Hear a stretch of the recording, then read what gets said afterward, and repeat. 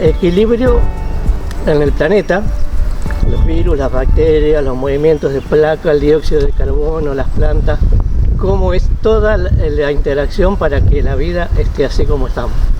Sí, en general en la naturaleza se suelen alcanzar equilibrios casi siempre lo que los físicos llamamos metaestables, que duran un rato. Ese rato puede ser muy largo. Por ejemplo, la vida en la Tierra va a tener una duración de miles de millones de años. Ya la ha tenido, ¿no? Y esperemos que... Bueno, la tendrá. No sé si nosotros estaremos para verlo, pero otras especies sí que van a estar. No olvidemos que el 85% de la vida en la Tierra es microscópica. Son microorganismos, no son como nos parece normalmente los animales o las plantas que vemos, que tienen nuestro tamaño. Y en este equilibrio, digamos, hay un montón de factores que si uno... digamos, justamente el cambio climático está mostrando de forma categórica, digamos, que hay un equilibrio muy complejo en el que cada especie de alguna manera está haciendo algún trabajo para que alguna otra también pueda hacer el suyo y así sucesivamente, ¿no? Entonces, cuando uno elimina algún eslabón de este sistema, se desmorona mucho más de lo que uno cree, digamos. Uno puede querer, no sé, eliminar los mosquitos porque son molestos, pero los mosquitos son parte del ecosistema. Hay animales que se alimentan de los mosquitos y otros animales que se alimentan de los que se alimentan los mosquitos, etc.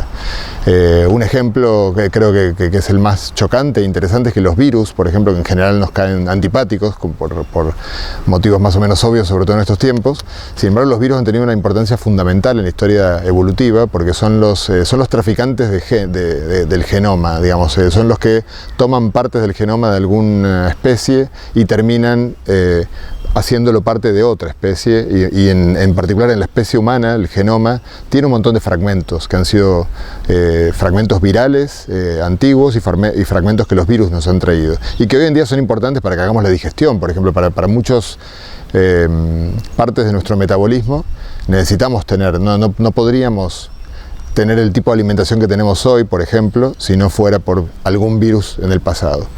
Quizás lo más curioso con el tema de los virus es que, según parece, esto no es algo que esté confirmado, pero según parece, los mamíferos vienen de los ovíparos, y de hecho está el ornitorrinco, que es un animal mamífero pero que pone huevos, y aparentemente la placenta materna es una deformación por justamente una mutación provocada por un virus del huevo, digamos. En algún momento ciertos animales empezaron a tener una especie de huevo blando que no podían poner fuera porque si no la cría moría, y entonces empezó a haber un mecanismo adaptativo que fue la gestación dentro del cuerpo.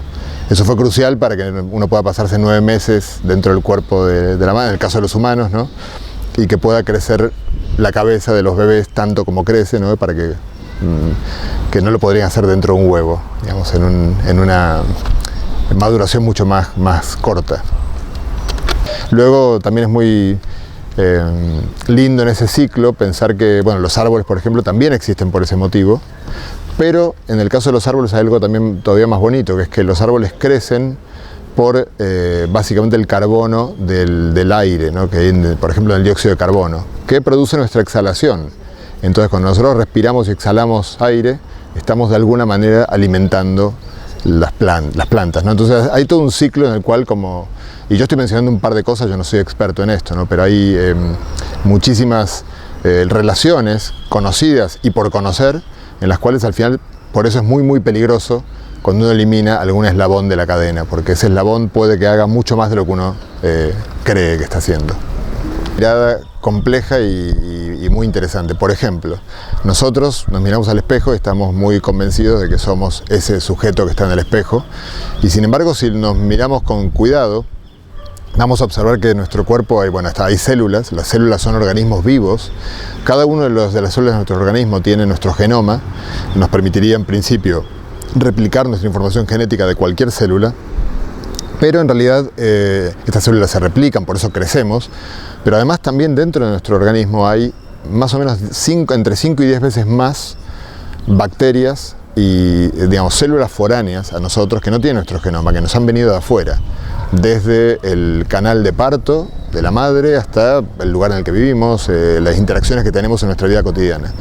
Entonces, y estos son seres vivos también, o sea, nosotros, si lo pensamos un poquitito, somos una especie de gran comunidad de otros seres microscópicos que se organizan de un modo tal que se genera la percepción de que hay una unidad, donde en realidad, si uno mira al microscopio, encuentra todo lo contrario a la unidad.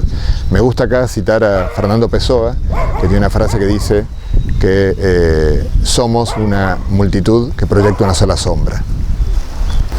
Y así como hay este equilibrio planetario, por así decirlo, ¿puede hablarnos del equilibrio universal? ¿Cómo se generan las estrellas? ¿Cómo... Sí, lo mismo pasa, sí, digamos, si uno se le pone a pensar un poco, las estrellas, que son el punto de partida casi, porque el universo primitivo produjo hidrógeno y helio, ¿no? Los dos átomos más livianos, y estos átomos cuando se juntan terminan formando un gas que se empieza a apretar por la gravedad, a calentar y empieza a producir reacciones nucleares.